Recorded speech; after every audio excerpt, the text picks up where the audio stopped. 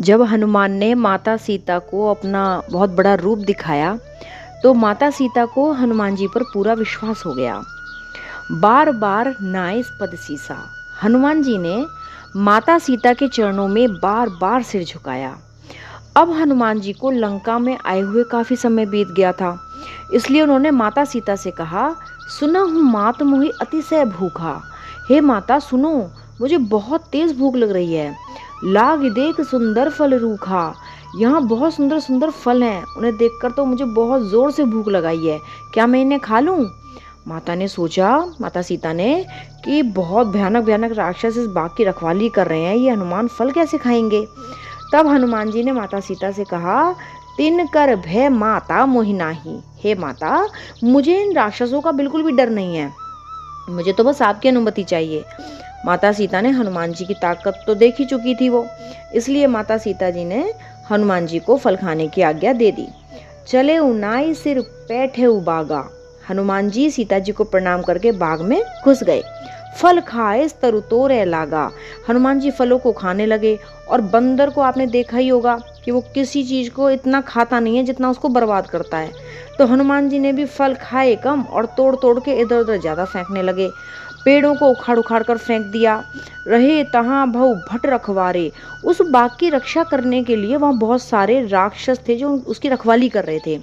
कछु मारे से कछु जाई पुकारे, उनमें से कुछ को तो हनुमान जी ने मार डाला और बाकी के जो रखवाले थे वो डर के मारे रावण के पास पहुंच गए और उसे हनुमान जी के बारे में बताने लगे। नाथ एक आवा कपि भारी, रखवाले रावण से बोले, हे नाथ, एक बहुत बड़ा बंदर आ गया है। तेही अशोक वाटिका उजारी, उसने सारी अशोक वाटिका को उजाड़ दिया है, उसे नष्ट कर दिया है। खाएस फल अरु बिटप उजारे, उसने अशोक वाटिका के सारे फल खा लिए और पेड़ पौधों को उखाड़ उखाड़ कर फेंक दिया है। रक्षक मर्द मर्द मही डारे, और जितने भी रखवाले थे सबको मसल मसल कर जमीन पर पटक दिया है। सुन रावण पठय भटनाना, ये सुनकर रावण ने हनुमान जी को मारने के लिए बहुत सारे और बड़े बड़े राक्षस भेजे।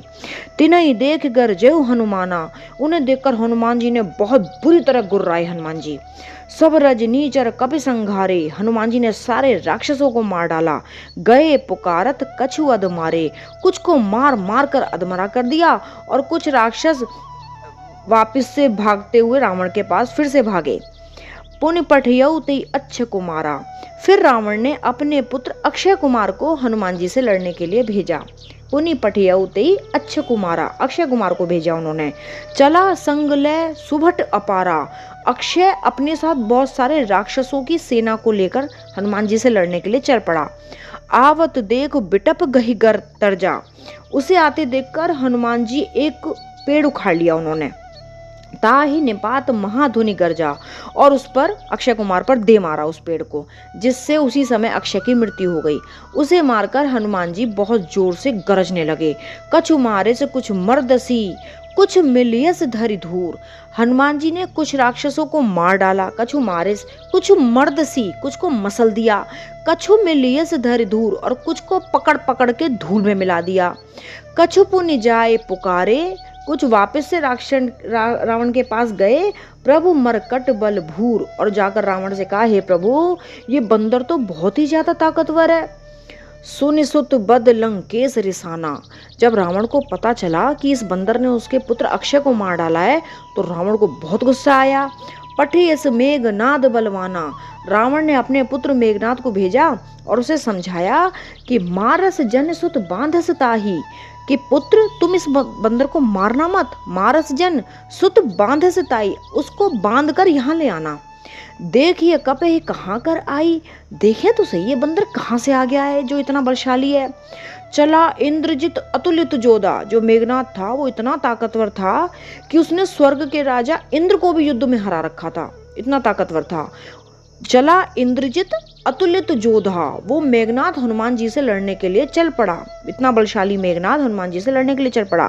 बंधु निधन, बंधु का अपने भाई की मृत्यु के बारे में सुनकर, मेघनाथ को अपने भाई अक्षय कुमार की मृत्यु के बारे में सुनकर, सुन उपजा क्रोधा, उसे मारकर उसकी मृत्यु के समाचार को सुनकर उसे बहुत गुस्सा आया।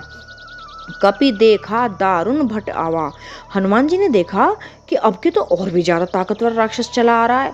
कटकटाई गरजा अरुधावा। हनुमान जी ने अपने दांत कटकटाए और गरजते हुए उसकी तरफ दौड़े। हनुमान जी ने एक पेड़ उखाड़ लिया और उसे मेघनाथ के रथ पे दे मारा। पेड़ की चोट लगते ही मेघनाथ का रथ टुकड़े टुकड़े हो गया।